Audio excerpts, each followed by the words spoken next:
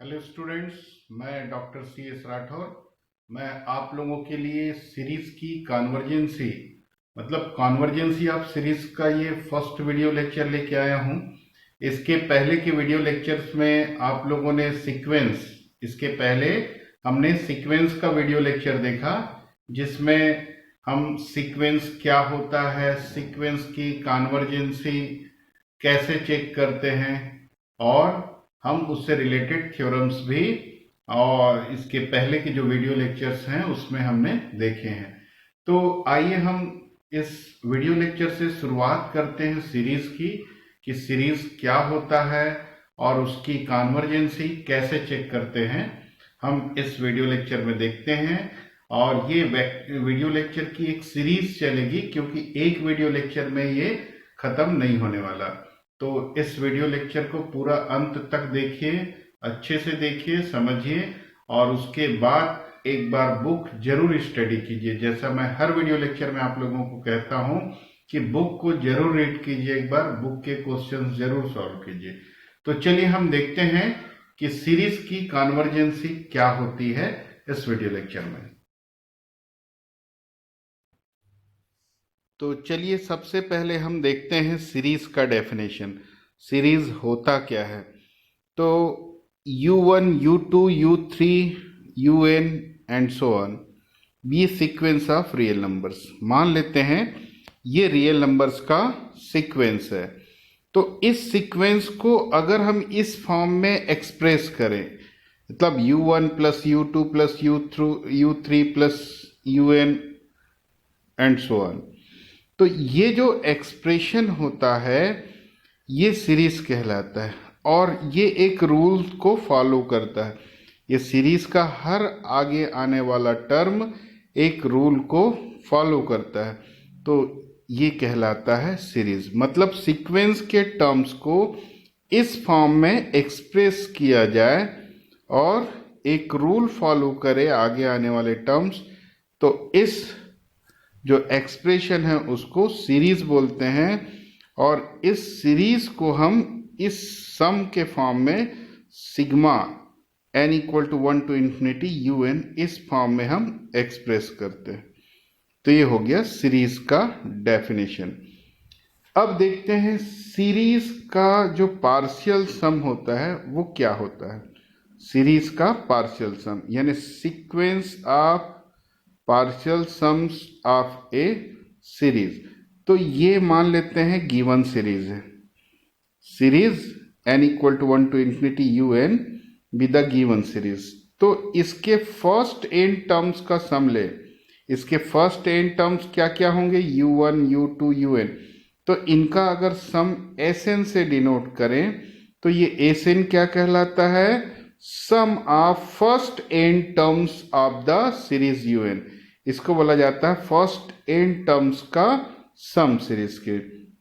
और इसी Sn को बोलते हैं partial sum of first n terms.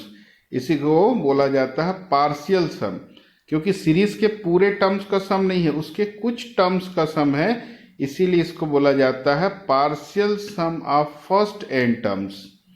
और इसका जो सीक्वेंस होता है, इसी n टर्म्स के सम से जो सीक्वेंस बनता है उसी को बोलते हैं सीक्वेंस ऑफ पार्शियल सम्स। तो क्लियर हो गया होगा सीरीज क्या होता है। सीक्वेंस के टर्म्स को ऐसा प्लस प्लस फॉर्म में, सम के फॉर्म में लिखें और एक रूल फॉलो करें, तो इसको बोलते हैं सीरीज। और सीरीज के अगर हम n टर्म्स का सम लें तो इसको बोलते हैं partial sum of n terms of the series. और इस पार्शियल सम से जो सीक्वेंस तैयार होता है उसको सीक्वेंस ऑफ पार्शियल सम बोलते हैं। सीरीज में इस सीक्वेंस ऑफ पार्शियल सम का बहुत बड़ा रोल होता है, क्योंकि जो सीरीज है पूरा डिपेंड करता है सीक्वेंस पे। आगे हम इसी वीडियो लेक्चर में देखेंगे। अब देखते हैं कॉन्वर्जेंट सीरीज क्या होता है। तो कोई भी सीरीज कॉन्वर्जेंट सीक्वेंस सीरीज कब कहलाता है? इसके लिए मैं अभी बताया पिछले स्लाइड में कि जो सीरीज है पूरा किस पे डिपेंड करता है? सीक्वेंस ऑफ पार्शियल सम पे। तो अगर हमको इस सीरीज को देखना है कि ये कॉन्वर्जेंट है कि नहीं, तो क्या करेंगे, हम इसके पार्शियल सम के सीक्वेंस को चेक करेंगे।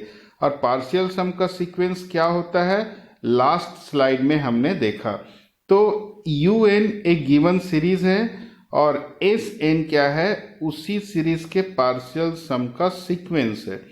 तो ये सीरीज कॉन्वर्जेंट कब होती है, जब ये सीक्वेंस कॉन्वर्जेंट हो।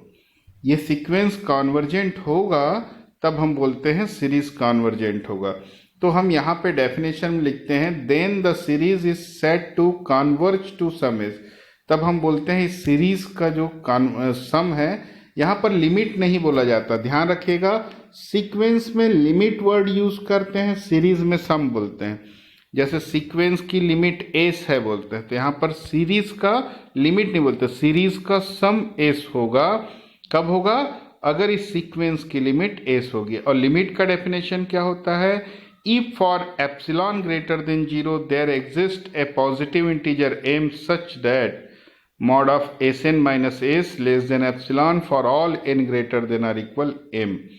तो मैं ये पहले ही एक्सप्लेन कर चुका हूँ सीक्वेंस के वीडियो लेक्चर में, इसलिए मैं यहाँ इसको डिटेल में नहीं बता रहा हूँ। आप लोग को अगर डाउट होगा तो उस वीडियो लेक्चर को देख लीजिए।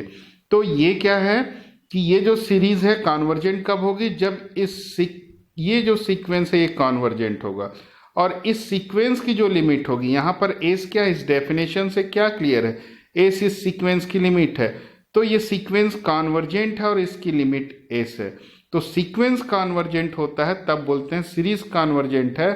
और ये जो सीक्वेंस की लिमिट है एस, वो इस सीरीज का सम कहलाता है। ये ध्यान रखिएगा, सीक्वेंस की जो लिमिट होती है वो इस सीरीज का सम होता है। तो हो गया कॉन्वर्जेंट। डाइवर्जेंट सीरीज कब बोलेंगे सीरीज को, जब इसका जो सीक्वेंस है पार्शियल सम का ये डाइवर्जेंट होगा।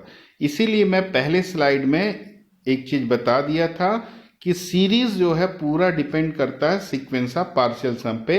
अगर sequence of partial sum convergent है तो सीरीज भी कॉन्वर्जेंट होगा, sequence of partial sum divergent है तो सीरीज भी डाइवर्जेंट होगा।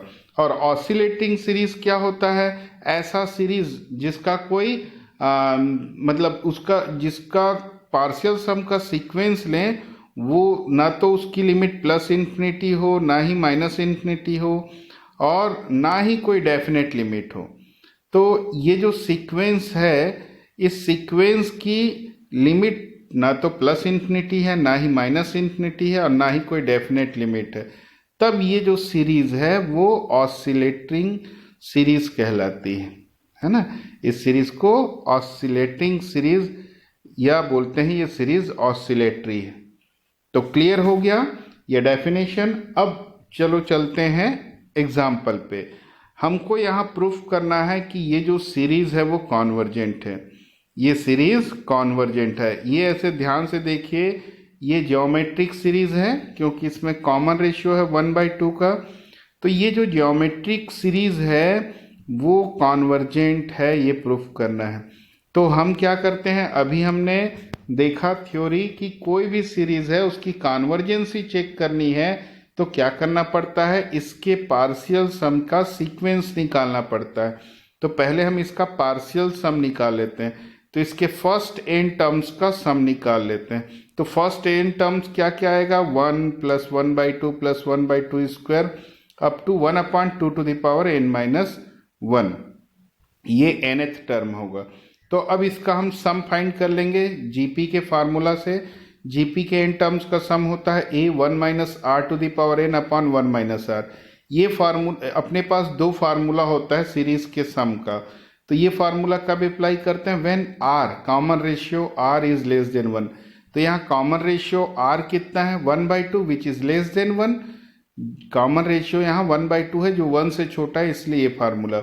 अगर कॉमन रेशियो 1 से बड़ा होता तो ये फार्मूला क्या हो जाता, r to the power n-1/r-1, ये आगे पीछे हो जाता। तो यहाँ पर r 1 से छोटा है इसलिए फार्मूला अप्लाई कर दिए। इसमें r की वैल्यू क्या है, 1/2, तो यहाँ पे हमने r की वैल्यू 1/2 पुट कर दिया। अब इसको हम सिंप्लीफाई करेंगे तो ये मिलता है। तो ये क्या मिल गया, सीक्वेंस पार्शियल सम का nth टर्म मिल गया। अब इसकी लिमिट निकालनी है, क्योंकि ये सीक्वेंस कॉन्वर्जेंट होगा तब ये सीरीज कॉन्वर्जेंट होगा। तो चलिए इसकी लिमिट निकालें। लिमिट निकालेंगे तो 2 टू द पावर इन्फिनिटी हो जाएगा। 2 टू द पावर इन्फिनिटी मतलब इन्फिनिटी, तो 1 बाई इन्फिनिटी क्या हो जाएगा, 0, और ये 0 हो गया तो 2 इंटू 1 यानी 2 हो गया। तो इस सीक्वेंस की लिमिट 2 है, जो कि फिक्स लिमिट है, फाइनाइट लिमिट है, इसलिए सीक्वेंस क्या होगा, कॉन्वर्जेंट होगा, और इसकी लिमिट 2 होगी। तो सीक्वेंस कॉन्वर्जेंट है, इसलिए इस सीरीज क्या होगा, कॉन्वर्जेंट होगा, और 2 क्या होगा, इस सीरीज का सम होगा। तो ध्यान रखिए, फिर से मैं रिपीट करता हूं अपनी बात कि सीरीज की कॉन्वर्जेंसी या डाइवर्जेंसी चेक करनी है तो हमको सबसे पहले क्या फाइंड करना होगा, सीक्वेंस ऑफ पार्शियल सम, यानी पार्शियल सम फाइंड करेंगे, और वो जैसा बिहेवियर रखेगा, ये कॉन्वर्जेंट होगा तो सीरीज कॉन्वर्जेंट, ये डाइवर्जेंट होगा तो सीरीज डाइवर्जेंट होगा। तो इस प्रकार हम देखते हैं कि जो सीरीज है वो कॉन्वर्जेंट है और उसका सम क्या है, 2 है। आइए नेक्स्ट एग्जांपल देखते हैं। So that the following series, इस सीरीज को भी कॉन्वर्जेंट प्रूफ करना है। तो फिर से वही बात रिपीट करता हूं कि सीरीज को कॉन्वर्जेंट या डाइवर्जेंट चेक करना है तो इसका हम पार्शियल सम निकालेंगे। तो पार्शियल सम निकालने के लिए पहले इसका nth टर्म देखें। इसका nth टर्म क्या है, 1/n+1। अब इसको हम पार्शियल फ्रैक्शन में रिजॉल्व कर देंगे, आंशिक भिन्न में तोड़ देंगे। तो ये तोड़ना आप लोग 11th-12th क्लास से ही सीख लिया है, तो आप लोग करके देखेंगे, ये आ जाएगा। मैं यहाँ डायरेक्ट कर दिया। तो ये हो गया un, nth टर्म आ गया। अब हमको पार्शियल सम निकालना है फर्स्ट n टर्म्स का सम सीरीज के, यानी u1 plus u2 plus u3 up to un equal to sn। अब u1 क्या हो जाएगा यहाँ पर 1 माइनस 1/2, u2 क्या होगा 1/2 माइनस 1/3, u3 क्या होगा 1/3 माइनस 1/4। वैसे लास्ट में nth टर्म क्या होगा 1/n माइनस 1/n+1। अब जब इसको ऐड करेंगे तो 1/2 से 1/2 कैंसिल, 1/3 से 1/3 कैंसिल, 1/4 से 1/4 कैंसिल, ऐसे करके बीच के सारे टर्म कैंसिल हो जाएगा, सिर्फ फर्स्ट टर्म 1 और लास्ट टर्म 1/n+1 बचा रहेगा। तो ये हो गया Sn। अब हम इसकी लिमिट निकालें तो यहाँ इन्फिनिटी रखेंगे तो ये 0 हो जाएगा, तो क्या आ गया 1। तो इस सीक्वेंस की लिमिट 1 जो फाइनाइट है, डेफिनेट लिमिट है, और इसका मतलब ये सीक्वेंस क्या होगा, कॉन्वर्जेंट होगा, और सीक्वेंस कॉन्वर्जेंट है इसलिए गिवन सीरीज क्या होगी, कॉन्वर्जेंट। और ये जो लिमिट होती है सीक्वेंस की वो सीरीज का क्या कहलाता है, सम, यानी जो गिवन सीरीज है उसका सम क्या हो गया, 1 हो गया। ये हो गया 2 एग्जाम्पल कॉन्वर्जेंसी चेक करने का। अभी हम अगले वीडियो लेक्चर में हम और भी मेथड देखेंगे किसी सीक्वेंस की कॉन्वर्जेंसी चेक करने का। तो पहले हम एक थ्योरम देख लेते हैं। क्या है थ्योरम का statement, prove that the infinite series un is convergent then limit n tends to infinity un equal to 0। मतलब अगर कोई सीरीज कॉन्वर्जेंट है तो क्या प्रूफ करना है, उसके nth टर्म की लिमिट 0 होती है। अगर कोई सीरीज कॉन्वर्जेंट है तो उसके nth टर्म की लिमिट 0 होती है, but it's converse is not necessarily true. मतलब उसका कन्वर्स जरूरी नहीं ट्रू हो। इसका मतलब ये हुआ कि अगर किसी सीरीज के nth टर्म की लिमिट 0 है तो ये जरूरी नहीं है कि वो कॉन्वर्जेंट होगा। इसके लिए हम एक एग्जाम्पल देते हैं। तो चलिए पहले इसको प्रूफ करते हैं। क्या प्रूफ करना है कि जो कॉन्वर्जेंट सीरीज होता है उसके nth टर्म की लिमिट 0। तो कैसे प्रूफ करेंगे, हम एक कॉन्वर्जेंट सीरीज ले लिए un, और ये कॉन्वर्जेंट है यानी इसका सम एग्जिस्ट करेगा। इसका सम क्या एज्यूम कर लिए, s। अब हम क्या करते हैं, पार्शियल सम लेते हैं सीरीज का, क्योंकि कॉन्वर्जेंसी या डाइवर्जेंसी की जहां बात हो वहां पे हम पार्शियल सम जरूर लेते हैं। तो हम यहाँ पर पार्शियल सम यानी n टर्म्स का सम ले लिए Sn। तो इस सीरीज का जो सम है s वही सीक्वेंस की लिमिट होती है, तो इस सीरीज का सम लिए यानी इसके जो पार्शियल सम का सीक्वेंस है उसकी लिमिट s होगा। तो Sn की लिमिट s है, मतलब Sn-1 की भी लिमिट s होगी। यहाँ भी n टेंड्स टू इन्फिनिटी लेंगे तो s ही आएगा। तो हम देख रहे हैं कि Sn की लिमिट और Sn-1 दोनों s हो जाएगा। अब आगे बढ़ते हैं। अब हम Sn में से Sn-1 को माइनस करते हैं। Sn का मतलब u1 u2 un तक सम होगा। Sn-1 यानी u1 u2 up to un-1 तक सम। अब दोनों को माइनस करेंगे तो un-1 तक के वैल्यूज कैंसिल हो जाएंगे, u1 से un-1 तक का सिर्फ क्या बचेगा, un, तो un बच गया। अब हम इसकी लिमिट ले लेते हैं बोथ साइड, तो लिमिट लेंगे तो n tends to infinity Sn minus n tends to infinity Sn-1 और n tends to infinity un। तो इन दोनों की लिमिट हम क्या देखे हैं, s है, क्योंकि जो सीरीज का सम होता है वही इसकी लिमिट होती है, तो ये दोनों की लिमिट s है, तो s माइनस s 0, तो क्या प्रूफ हो गया, un की लिमिट 0। तो कोई सीरीज अगर कॉन्वर्जेंट है तो उसके nth टर्म की लिमिट 0 होती है। अब हम इसी में ये भी देखना है कि converse is not necessarily true, converse जरूरी नहीं है कि ट्रू हो। तो हम एक ऐसा एग्जाम्पल देंगे यहाँ पर जिसके nth टर्म की लिमिट 0 है लेकिन वो सीरीज क्या है, कॉन्वर्जेंट नहीं है। तो हम एक एग्जाम्पल लेंगे इसके लिए, वो एग्जाम्पल लिए हैं यहाँ पर un सीरीज जो है 1 + 1/√2 + 1/√3 up two plus 1/10 and so on. तो इस सीरीज का nth टर्म क्या है, 1/10। अब इस 1/10 की लिमिट लेंगे n टेंड्स टू इन्फिनिटी, तो 1/∞ क्या होगा, 0। तो हम देख सकते हैं कि इस सीरीज के nth टर्म की लिमिट 0 है, लेकिन अब हम क्या प्रूफ करेंगे, ये कॉन्वर्जेंट नहीं है। कैसे प्रूफ करेंगे हम, देखें Sn ये है अपने पास। अब इसमें सबके डिनोमिनेटर को √n लिख देते हैं, इसके डिनोमिनेटर में 1 है, इसमें √2 √3 सबको √n कर दें, तो √n मतलब √2 से तो √n बड़ा होगा। यहाँ डिनोमिनेटर में 1 है, 1 की जगह √10 लिख दिए, तो डिनोमिनेटर की वैल्यू हम बढ़ा दिए, और डिनोमिनेटर को बढ़ाते हैं तो टोटल वैल्यू क्या हो जाता है, डिक्रीज हो जाता है। डिनोमिनेटर को बढ़ाने से टोटल वैल्यू डिक्रीज हो जाता है, मतलब ये क्या हो गया, डिक्रीज हो गया, पहले वाले टर्म्स से छोटा छोटा टर्म्स मिल रहा है। अब इसके n टर्म्स को ऐड करेंगे, सब एक जैसा हो गया, इसको ऐड करें तो क्या आएगा, n/√n यानी √n, तो Sn किससे बड़ा आ गया, √n से। अब हम बोथ साइड लिमिट ले लें तो n tends to infinity Sn greater than infinity, क्योंकि इसमें n टेंड्स टू इन्फिनिटी लेंगे तो क्या आएगा, इन्फिनिटी। तो limit n tends to infinity Sn greater than infinity, greater than infinity मतलब इक्वल टू इन्फिनिटी है, ये ग्रेटर देन तो हो, इन्फिनिटी सबसे बड़ा नंबर है, समझे।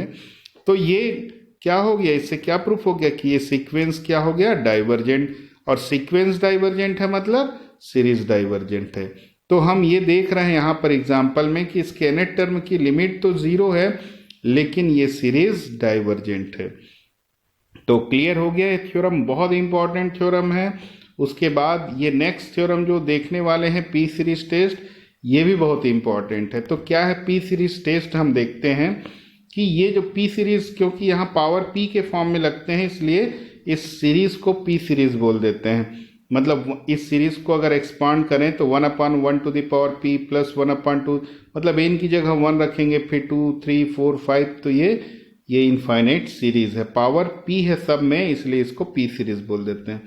तो ये जो सीरीज होती है कॉन्वर्जेंट होती है कब, व्हेन p ग्रेटर देन 1, और ये डाइवर्जेंट होगा when p less than or equal 1। इस p सीरीज में अगर p की वैल्यू ग्रेटर देन 1 है तो कॉन्वर्जेंट होगा, लेस देन या इक्वल 1 है तो डाइवर्जेंट होगा। तो हम पहला केस लेते हैं p ग्रेटर देन 1, अगर p को 1 से बढ़ा लें तो क्या होगा, देखें यहाँ पर 1/2 to the power p plus 1/3 to the power p, इससे ये बड़ा होगा। हम 3 को लोअर वैल्यू 2 से रिप्लेस कर रहे हैं, 3 की जगह उससे छोटी वैल्यू रख रहे हैं। जब हम स्मॉलर वैल्यू से रिप्लेस करते हैं, अब स्मॉलर वैल्यू क्यों बोल रहे हैं, 3 से 2 छोटा है, अब p क्या है, ग्रेटर देन 1 है। मान लेते हैं यहाँ p की वैल्यू 2 है तो 3² 9 आएगा, और यहाँ पर 2² 4 आएगा, तो 4 छोटी संख्या है, तो स्मॉलर वैल्यू से रिप्लेस करेंगे तो टोटल वैल्यू इंक्रीज हो जाएगा। तो इसीलिए 3 की जगह 2 जैसी रखे हैं, ये राइट साइड वाला टर्म बड़ा हो गया लेफ्ट साइड से। अब इन दोनों को ऐड करेंगे तो 2/2 टू द पावर p, 2 को डिवाइड कर दें तो 1/2 टू द पावर p-1। अब यहाँ जैसे 2 टर्म्स लिए थे 3 तक, 2 और 3, अब 4 से लेकर 7 तक 4 टर्म्स लेंगे। ये 2 से स्टार्ट था, 2 टर्म्स लिए, 4 से है तो 4 टर्म्स ले लिए। अब यहाँ पर भी सबके डिनोमिनेटर में 4 4 रख देते हैं, मतलब 5 6 7 की जगह भी 4, यानी स्मॉलर वैल्यू से रिप्लेस कर रहे हैं डिनोमिनेटर को। जब डिनोमिनेटर को स्मॉलर वैल्यू से रिप्लेस करते हैं तो टोटल वैल्यू बड़ा आता है, तो ये इसीलिए यहाँ पर स्मॉलर देन का साइन लगा दिए। तो ये 4 टाइम्स आएगा तो 4/4 to the power p, then 1/4 to the power p minus 1। अब ऐसे ये 7, तो अब 8 से स्टार्ट करें, 15 8 टर्म्स लिखेंगे तो सेम ऐसे ही क्या आ जाएगा 1/8 to the power p minus 1 and so on. ऐसे हम करते जाएंगे। अब ऐड कर दें लेफ्ट साइड को राइट साइड को। लेफ्ट साइड को ऐड करें तो 1/2 to the power p plus 1/3 to the power p plus 1/4 to the power p। ये लेस देन क्या हो जाएगा 1/2 to the power p minus 1, 1/4 to the power p minus 1 plus 1/8 to the power p minus 1। अब both side 1 add कर दिए, यहाँ 1 add कर दिए, यहाँ 1 की जगह 1/1p। तो ये लेफ्ट हैंड साइड क्या बन गया, एक सीरीज हो गया, जो गिवन सीरीज है वो मिल गया। तो ये अरेंजमेंट ध्यान रखना है, जब p ग्रेटर देन 1 होगा तो ये अरेंजमेंट कर दिए, और इससे जो गिवन सीरीज है वो इस सीरीज से छोटा है।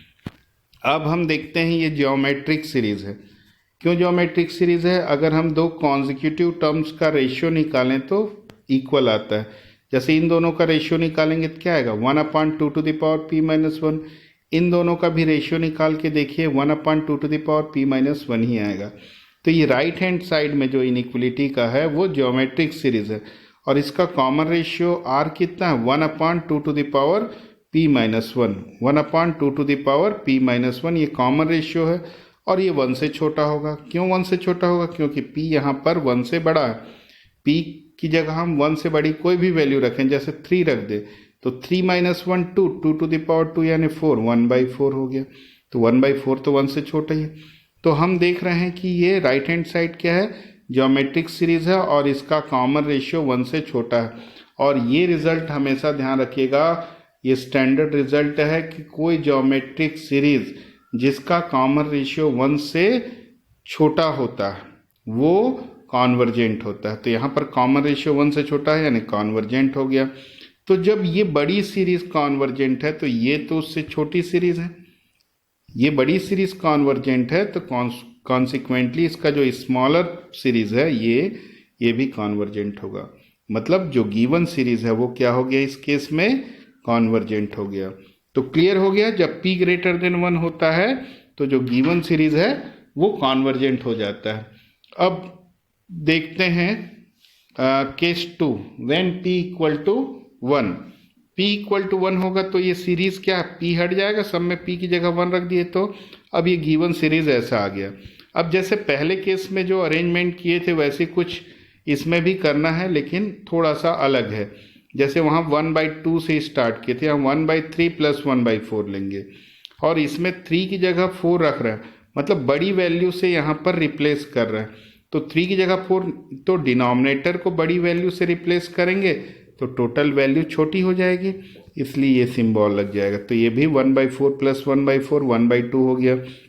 अब ये 4 तक चला तो अब अगला 5 से चालू करेंगे, 1/5 1/6 1/7 1/8 को सम करेंगे और सारे वैल्यू को 8 8 से रिप्लेस कर दें। फिर हम लार्जर वैल्यू से रिप्लेस कर रहे हैं डिनोमिनेटर को, तो डिनोमिनेटर को लार्जर वैल्यू से रिप्लेस करेंगे तो टोटल वैल्यू डिक्रीज हो जाएगा। सब 1/8 1/8 1/8 आया, वो इससे छोटा होगा, और इसको 4 टाइम्स ऐड करेंगे तो ये भी 1/2। तो इस प्रकार ये सबका सम करें तो ये किससे बड़ा होगा 1/2 प्लस 1/2 प्लस 1/2। और स्टार्टिंग में क्या है, दो टर्म्स 1 प्लस 1/2 छूटा हुआ था, हम तो 1/3 से चालू किए, तो इधर 1 प्लस 1/2 किए, इधर भी 1 प्लस 1/2 ऐड कर दिए बोथ साइड। तो अब हम इस सीरीज को देख सकते हैं कौन डाइवर्जेंट है, क्योंकि 1/2 1/2 1/2 1/2 1/2 इनफाइनाइट टाइम, इसका सम करेंगे तो क्या होगा इन्फिनिटी होगा, यानी राइट हैंड साइड में जो सीरीज है वो डाइवर्जेंट है। और इससे बड़ी सीरीज है तो डाइवर्जेंट सीरीज से कोई बड़ी सीरीज होगी वो तो ऑब्वियसली डाइवर्जेंट होगा। तो इस प्रकार हम देखते हैं कि इस केस में ये जो गिवन सीरीज है वो डाइवर्जेंट हो जाता है। अब हम देखते हैं case 3, when p less then 1। p अगर लेस देन 1 होगा तो ऑब्वियसली ये मान लीजिए p की जगह 1/2 है, मान लेते हैं p समझने के लिए 1/2, यानी 1/√2 तो 1/2 से बड़ा ही होगा, क्योंकि √2 छोटा है 2 से। तो जब डिनोमिनेटर छोटा होगा तो टोटल वैल्यू बड़ा होगा। 1/√3 1/3 से बड़ा, 1/√4 1/4 से बड़ा। तो P 1 से छोटा है इसलिए ऐसा हो रहा है। समझाने के लिए मैं P को 1/2 लेके समझाया हूँ। तो अब हम इनको ऐड करें तो 1/2 to the power P plus 1/3 to the power P plus 1/4 to the power P, इनका सम क्या होगा? 1/2 प्लस 1/3 प्लस 1/4 से बड़ा होगा। अब बोथ साइड क्या ऐड कर दिए? 1, क्योंकि सीरीज को कंप्लीट लानी है। तो ये हो गया। और ये क्या है? केस 2 से P की वैल्यू 1 है। अब P की वैल्यू 1 है यानी क्या होगा? डाइवर्जेंट अभी प्रूफ किए है।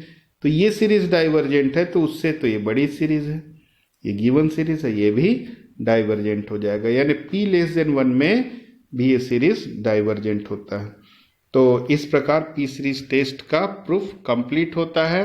अब नेक्स्ट वीडियो लेक्चर में इससे रिलेटेड प्रॉब्लम्स, पहले हम कंपैरिजन टेस्ट पढ़ेंगे, कंपैरिजन टेस्ट और P सीरीज पे मिक्स क्वेश्चन हम सॉल्व करेंगे। उसके बाद और भी बहुत सारे टेस्टिंग मेथड है सीरीज के, मतलब सीरीज कॉन्वर्जेंट होगा कि डाइवर्जेंट, उसके लिए और भी आगे बहुत सारे मेथड्स पढ़ेंगे।